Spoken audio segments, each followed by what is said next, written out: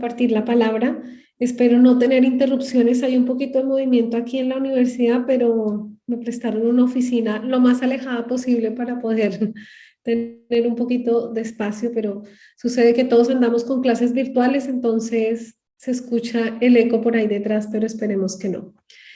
Eh, Parte de vivir en Chile y de ser colombiana digamos que les parece muy agraciada la manera en que nosotros hablamos. Nos dicen que hablamos bien, que hablamos bonito, pero lo más gracioso son los dichos.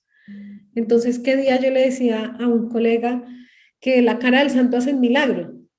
Y no entendía a qué se refería, pero me puse a pensar yo que nosotros somos, como sociedad, estamos como ligados a estos dichos y a esto de vaya, preséntese personalmente y entre mejor sea su cara y entre mejor o más acompañado venga su currículo o su hoja de vida, pues va a ser mejor. Es el mismo sentido del dicho, usted no sabe quién soy yo, que se volvió tan famoso en Colombia y bueno, con memes y videos y todo aquello. Entonces, estos refranes colombianos o frases hacen parte de la sabiduría popular de nuestra cultura, pero el tema con esto es que se va posicionando en nosotros y es muy importante poderlos tener en cuenta, ¿cierto? Porque nos damos cuenta que va siendo parte de nuestra perspectiva. Por eso para el colombiano o para la cultura, yo creo que latinoamericana, es tan importante tener santos en la corte o pertenecer, entre comillas, a la rosca, ¿cierto? O a este grupo privilegiado. Esto en todas las esferas y desafortunadamente esta sabiduría popular también trasciende la fe y trasciende a la iglesia. Hay personas que a veces me dicen, oiga, hágame un favor, usted que está más cerca a Dios o usted que Dios le escucha más, ¿por qué no ora? Hay como ese concepto que hay personas que Dios escucha más que a otros. En el mundo cristiano sí importa de cuál iglesia tú vienes y en qué iglesia te congregas. Hay iglesias que son consideradas más llenas del Espíritu Santo y otras iglesias menos llenas del Espíritu Santo. A veces en las iglesias también se depende mucho del pastor en el sentido de que creen que si no es el pastor el que ora, no sirve, ¿cierto? Y tiene que ser el pastor. Y con esto no quiero desmeritar, por supuesto, la unción que Dios ha puesto en quienes ha llamado, pero sí quiero llegar al punto de que esta sabiduría popular, sabiduría entre comillas, ha permeado nuestra teología práctica, haciéndonos pensar que necesitamos tener cierto estatus espiritual para acercarnos a Dios. Y esto es muy dañino, por lo menos en dos sentidos. Uno, porque hay personas que se sienten tan poca cosa que temen acercarse a Dios o creen que necesitan mejorar su elocuencia para poder dirigirse al Señor. Y hay otros que se sienten que tienen muchos santos en la corte o que tienen una autoestima espiritual tan elevada que entonces considera que es una persona más especial que otras, con un llamado mejor que otras personas o con una unción más aceitosa que otras personas. Y creo que esto lo podemos identificar en la iglesia, pero pues este es un equipo pastoral de ministros, así que creo que también deberíamos pensar que nosotros como pastores podemos transitar en estos dos extremos del péndulo. A veces nos sentimos tan mal y tan indignos, bueno, no sé si les ha pasado, pero a mí me ha pasado, ¿cierto? Que uno tiene que predicar y dice, Señor, yo no soy lo suficientemente, o nos sentimos con la autoestima espiritual tan elevada que nos cuesta poder acercarnos de una manera correcta al Señor. En los evangelios podemos observar que Jesús dialoga con varias personas.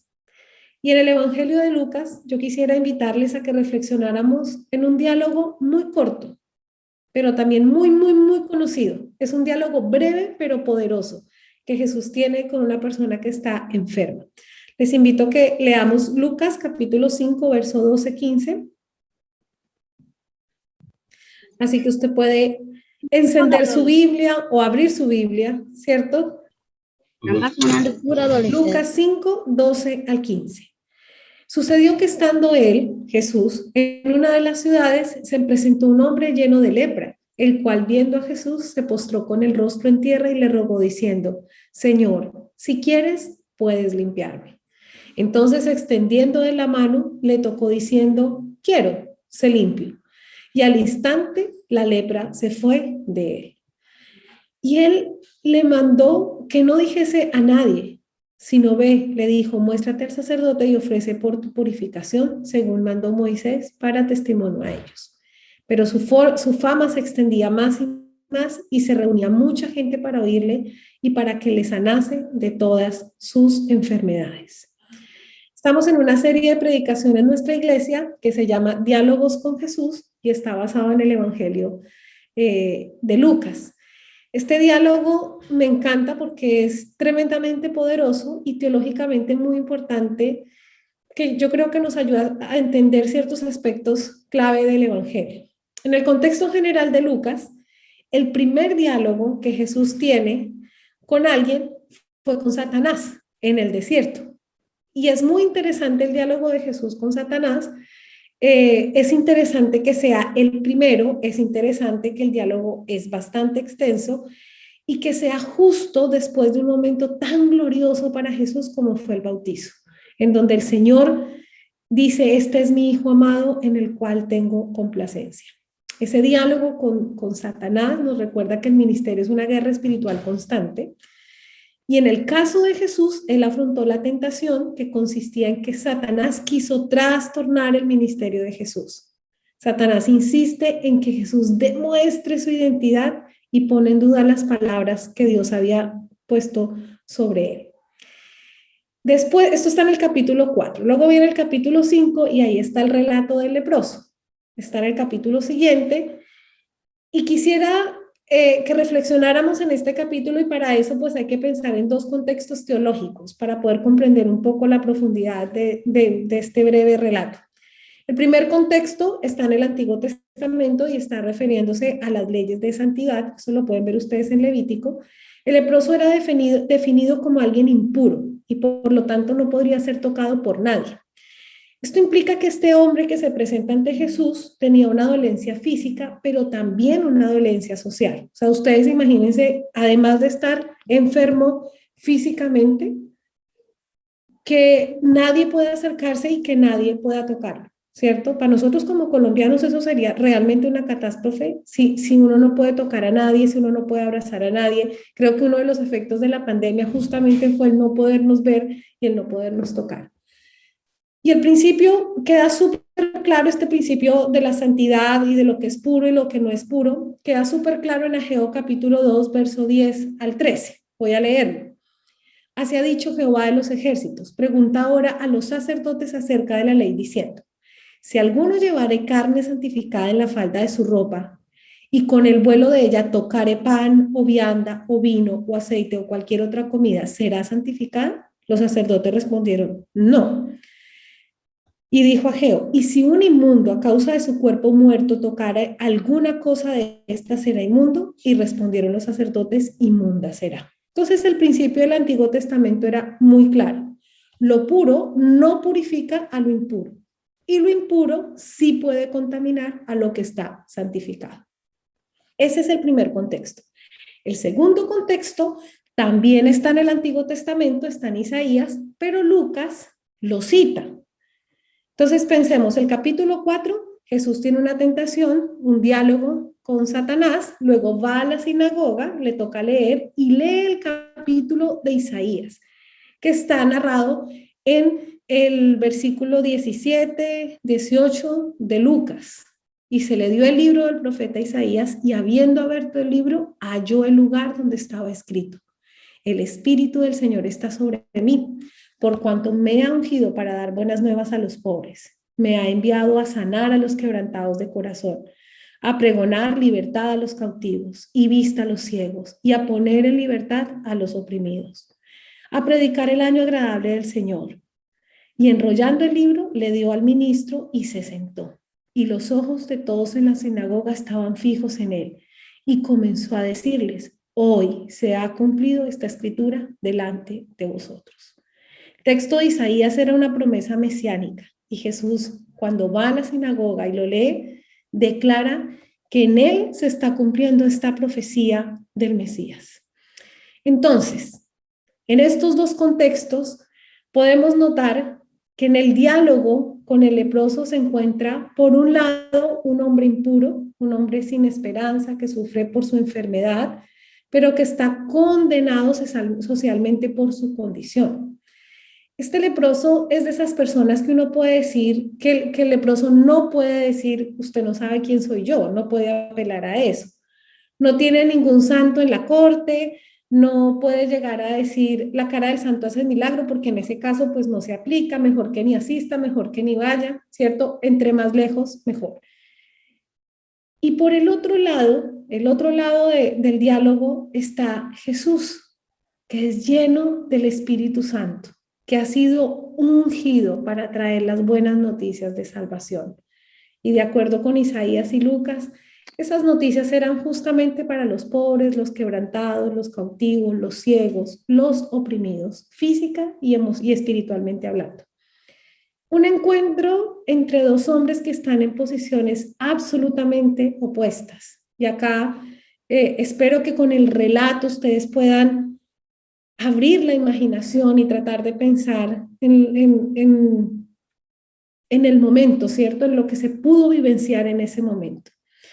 Entonces, el diálogo, en este diálogo, el impuro es quien se presenta delante del Señor. Se presenta en un acto de fe. Y me encanta la oración que hizo. Yo creo que es de las mejores oraciones que yo he podido ver en la Biblia. Fue muy sencilla.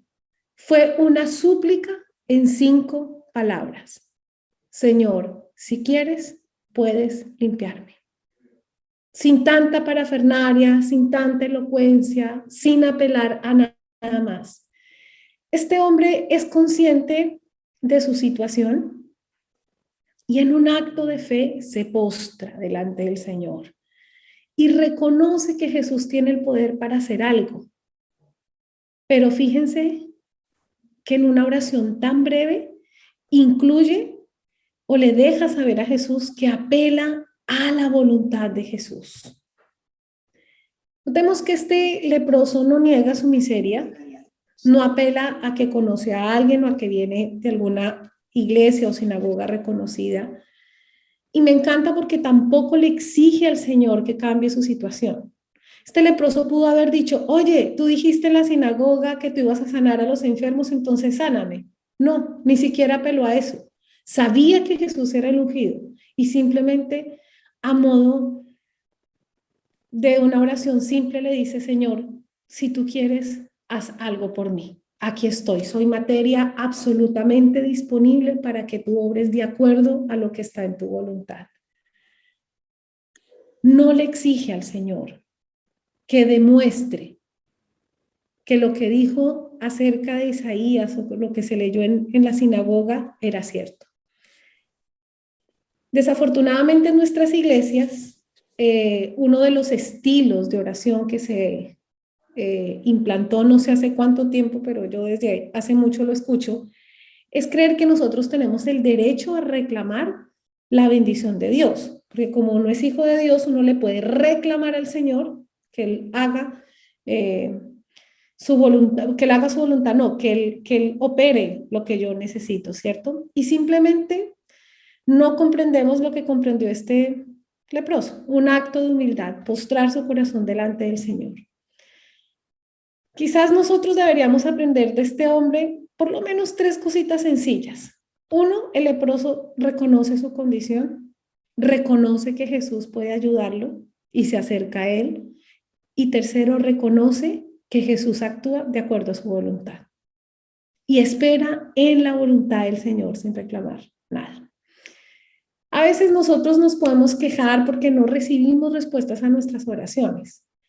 Y uno debería preguntarse a la luz de este pasaje si es que no estamos cumpliendo con algo de lo que el leproso cumplió, o reconocer nuestra condición, o no nos humillamos delante de Dios, o además le estamos exigiendo lo que nosotros creemos que es conveniente para nosotros. porque pues acá tenemos que reconocer que la verdadera oración es reconocer que Dios sí sabe lo que tiene para nosotros y en su infinita misericordia pues lo va a hacer. También me puse a pensar con este texto que a veces en nuestras iglesias pues no le damos el espacio al impuro para que pueda acercarse a pedir auxilio, ¿cierto? Esto sucede como en la calle, no sucede en la sinagoga porque el impuro no tiene acceso a veces, entre comillas, a la casa de Dios. 5 palabras fueron suficientes para llegar delante del Señor. 5 palabras sencillas. Nos tiene que llevar a pensar que el secreto no está en la elocuencia, ni en la cantidad de palabras, ni en los títulos, ni en la teología que uno estudió, ni en la iglesia a la que pertenece, ni si es hijo de alguien, ¿cierto? El secreto está en la humildad y en el deseo de someterse a la voluntad del Señor. Una oración en 5 palabras, con un corazón humilde, con un corazón deseoso de someterse a la voluntad del Señor. Si comparamos este diálogo, si me permiten la comparación del diálogo del leproso con el diálogo de Jesús con Satanás, a mí me llama la atención que Satanás también llega a Jesús en este diálogo con una petición. Ambos le piden al Señor algo. Solo que Satanás le dice, bueno, si en realidad eres el Hijo de Dios, entonces demuéstralo. ¿Y cómo lo vas a demostrar? Haz lo que yo te voy a pedir. En cambio, el leproso le dice a Jesús, si tú quieres, puedes hacerlo. Ahí hay una diferencia grande. Si realmente eres, demuéstramelo y haz lo que yo te pido. Y el leproso le dice, si tú quieres, hazlo.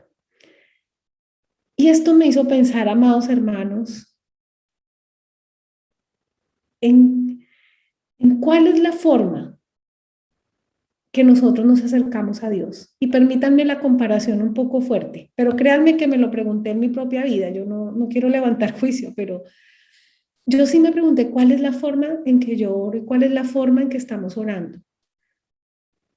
Fíjense que Satanás demuestra su elocuencia y su conocimiento bíblico, pero su acercamiento al Señor no era el correcto.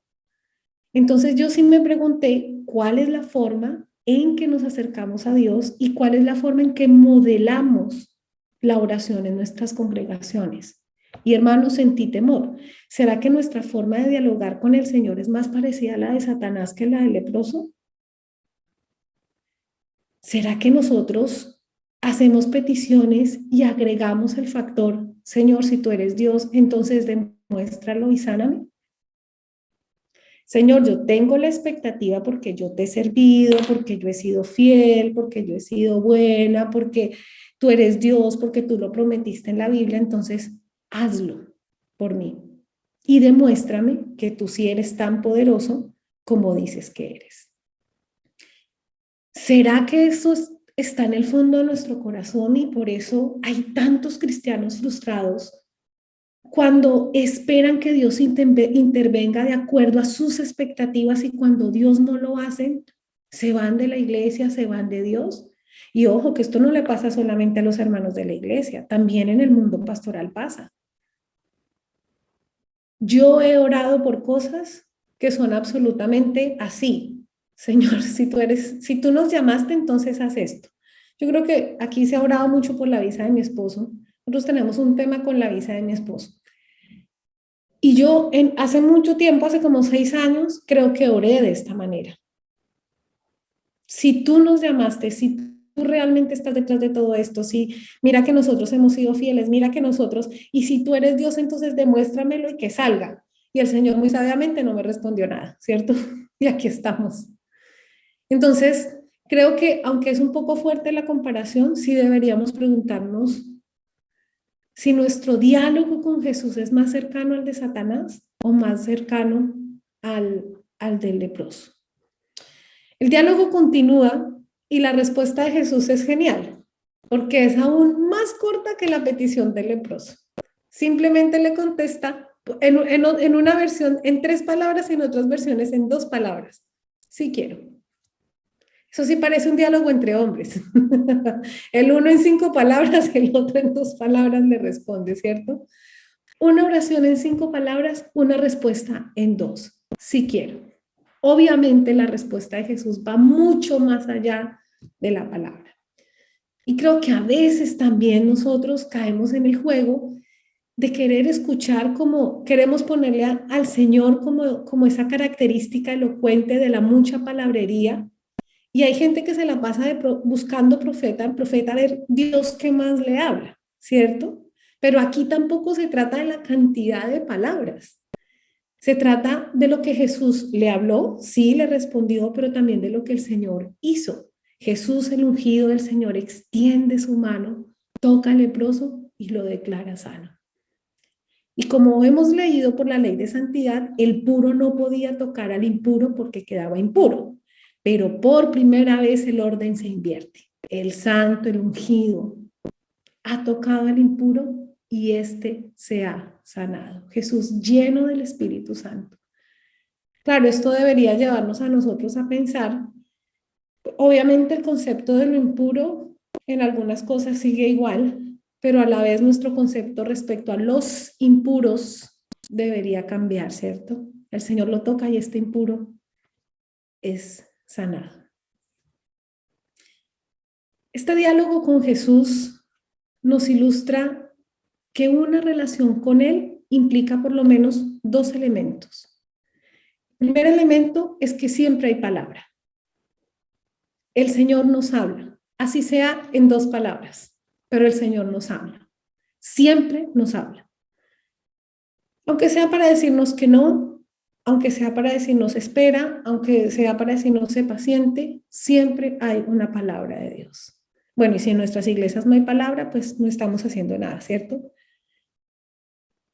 Pero su palabra va acompañada también de su toque.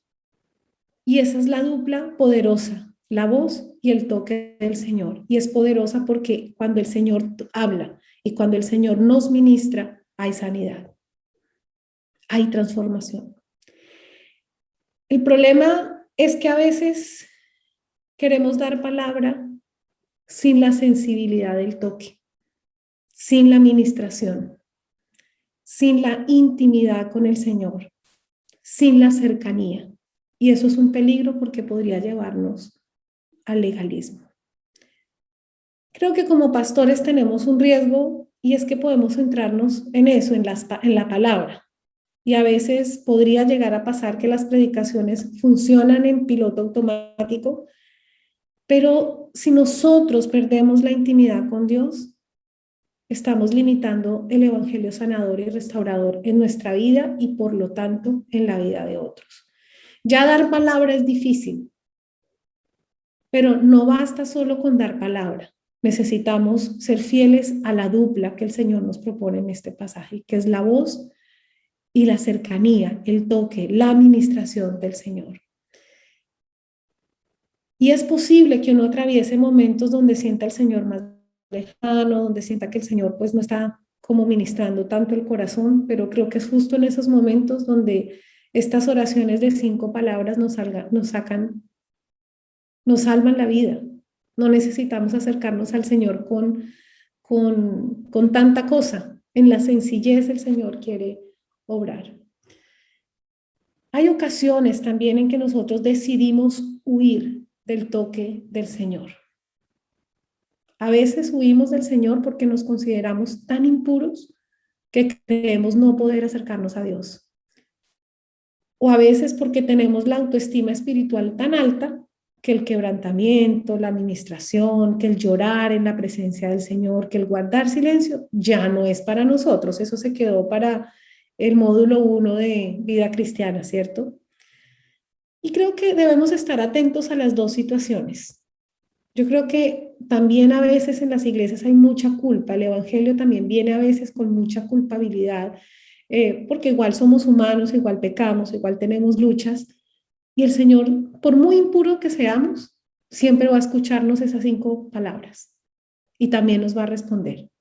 Pero por otro lado, recordar también nuestra humanidad es bueno y pensar que no hay Vida cristiana 1, vida cristiana 2, vida cristiana 3. Siempre todo el tiempo estamos aprendiendo.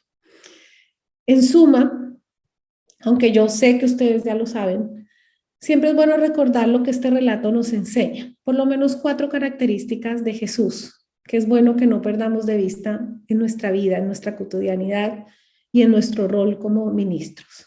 La primera de ellas es que Jesús nos escucha.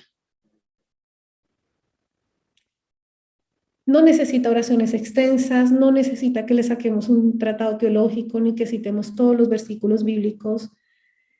No está esperando oraciones de pastores santos o perfectos. Aquí pues sabemos que el Señor llamó pastores y ministros, no llamó pastores y repastores, ¿cierto? Y arcángeles. No, sencillamente el Señor nos llamó a servirle y punto. Y en esta sala pues somos hombres y mujeres restaurados por Dios con la particularidad de que estamos llamados a su servicio, pero el Señor nos escucha. Y en esto debemos recordar que sí necesitamos ser escuchados por Dios, no para contarle lo bueno que somos, ni cómo creció la iglesia, ni para preguntarle por las estrategias de crecimiento necesariamente, sino para exponer nuestra miseria, para exponer nuestro lado impuro de la vida. El Señor le interesa conocer, bueno, ya lo conoce, pero le interesa que dialoguemos de los lados impuros de nuestra vida. La palabra de Dios nos dice que Él nos escucha, pero también nos dice que hay una sola condición para escucharnos y es la humildad, ¿cierto? El ser pobre de espíritu, el estar necesitado. Recordemos que el Señor mira de lejos al altivo, lo mira, pero más de lejos. Estamos más cerca del Señor cuando hay un corazón más humilde. Entonces, recordemos hoy todos juntos que el Señor nos escucha y que necesitamos tan solo 5 palabras para acercarnos a Él.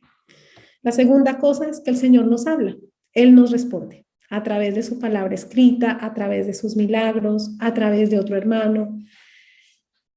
Que responda lo que no queremos, eso es otra cosa, pero responde siempre. Y si no estamos escuchando al Señor, hay que hacer un alto, hay que repensar y hay que afinar el oído, hay que silenciar el corazón y hay que tratar siempre de escuchar al Señor. Tercero, que el Señor nos toca y nos ministra. El Señor está interesado en ministrar al pastor. A veces nosotros pensamos todo el tiempo en ministrar a otros, en tocar a otros, en consolar a otros.